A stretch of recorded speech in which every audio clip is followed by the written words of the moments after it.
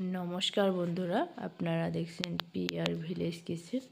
আজকে আবার একটা রেসিপি নিয়ে চলে আসলাম আপনাদের সামনে। আজকের রেসিপি ব্রয়লার চিকেন কষা করব। এখানে চিকেনগুলোকে এইভাবে কেটেছি আমি চালসহ, আর এখানে আলু কেটে নিয়েছি কিছু, আর উপকরণে নিয়েছি পেঁয়াজের পেস্ট, আদা রসুন পেস্ট, জিরে, শুকনো লঙ্কা, ধনে একসঙ্গে, টমেটো পেস্ট, পেঁয়াজ কুচি, কিছুটা কাঁচা লঙ্কা। এবার মাংসের মধ্যে আলুগুলোকে দিয়ে দিলাম। এবার দিব আদা রসুন বাটা, জিরে, শুকনো লঙ্কা আর ধনে বাটা একই সঙ্গে, পেঁয়াজের পেস্ট 3-4 চামচ দিয়ে দিচ্ছি, পরিমাণ মতো লবণ, পরিমাণ মতো হলুদ, সব কিছু দিয়ে দিলাম সর্ষের তেল উপরে ছড়ায়। সর্ষের তেলটা দিয়ে ভালোভাবে মেখে নিব।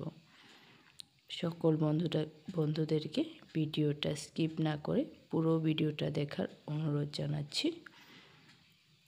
ব্রয়লার চিকেন এইভাবে একবার কষা করে খেয়ে দেখবেন, দারুণ লাগে। এবার ঢাকা দিয়ে 10 মিনিট রেখে দিচ্ছি। এদিকে একটা কড়াই নিয়েছি, কড়াইতে দিয়ে দিলাম তেল। তেলটা গরম হয়ে আসলে 3টে শুকনো লঙ্কা দিয়ে দিলাম। শুকনো লঙ্কাটাকে একটু সময় ভেজে নিচ্ছি।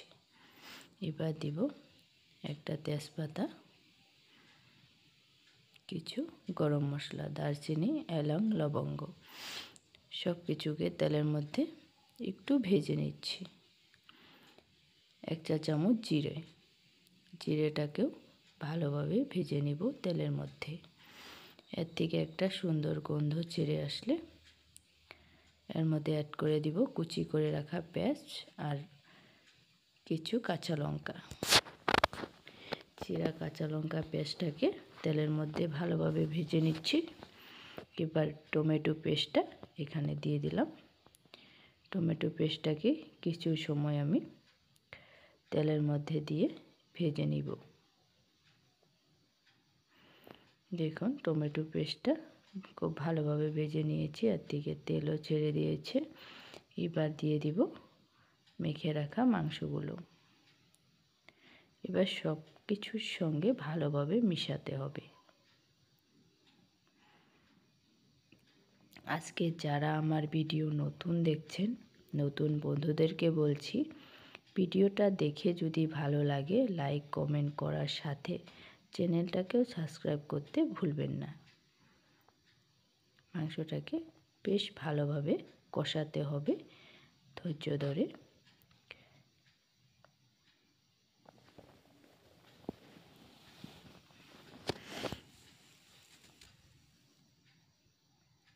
দেখুন মাংসটা কিন্তু আমি বেশ ভালোভাবে কষিয়ে নিয়েছি। এর থেকে কিন্তু তেলও ছেড়ে দিয়েছে। দেখতেই পাচ্ছেন কতটা সুন্দরভাবে কষানো হয়েছে। এবার আমি বাটিতে লেগে থাকা মশলা দেওয়া জলটা অ্যাড করে দিচ্ছি মাংসের মধ্যে। এবার কিছু সময় মিশিয়ে দিচ্ছি ভালোভাবে। এবার দিয়ে দিব পরিমাণ মতো জল। জলটা আমি বেশি দিব না, যেহেতু কষা করব মাংসটা, তাই ঝোলটা আমি এই পরিমাণেই দিলাম। ভালোভাবে মিশিয়ে দিয়ে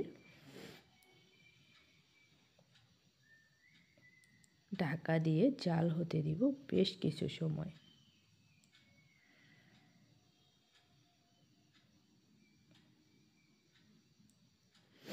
এবার আমি ঢাকা দিয়ে দিচ্ছি।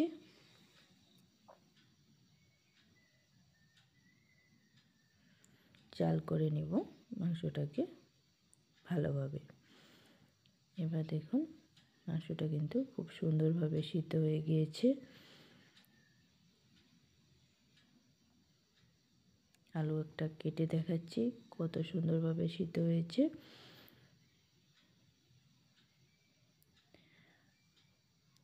আপনারা যদি ব্রয়লার চিকেন রান্না করেন অবশ্যই একবার এভাবে ট্রাই করবেন, আশা করছি ভালো লাগবে।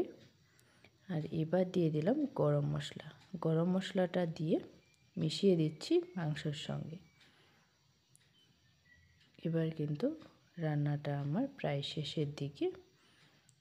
এবার কুচিয়ে রাখা ধনেপাতা অ্যাড করে দিচ্ছি।